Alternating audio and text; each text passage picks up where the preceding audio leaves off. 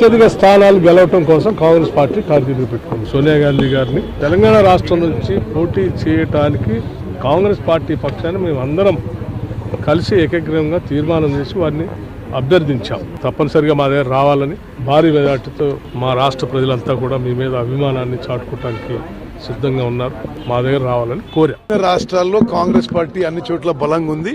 మంచి స్థాయిలో సీట్లు గెలవాలని చెప్పి ఖార్గే గారు దిశానిర్దేశం డైరెక్ట్ చేశారు. తెలంగాణలో 13-14 సీట్లు గెలవబోతున్నాం. నల్గొండ పార్లమెంట్ సీటు 3 లక్షల మెజార్టీతో గెలవబోతున్నాం.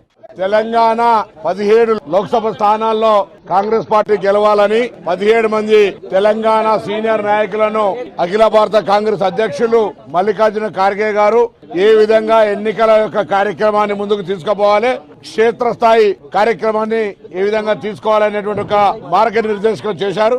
పోల్ మేనేజ్మెంట్ లో మనం కూడా ఈ రకంగా ముందుకెళ్తే బాగుంటది అనేటువంటి విషయాలను కూడా చెప్పడం జరిగింది. భవిష్యత్తులో తప్పకుండా భారతదేశానికి కావాల్సినటువంటి కాంగ్రెస్ పార్టీ నాయకత్వం రాబోతుంది.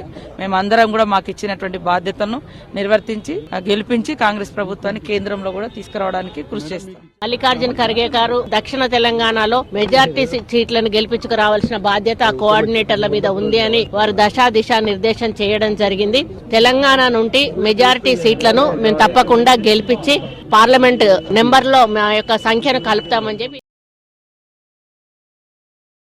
మా ఛానల్ ని లైక్ చేయండి, షేర్ చేయండి, సబ్స్క్రైబ్ చేయండి.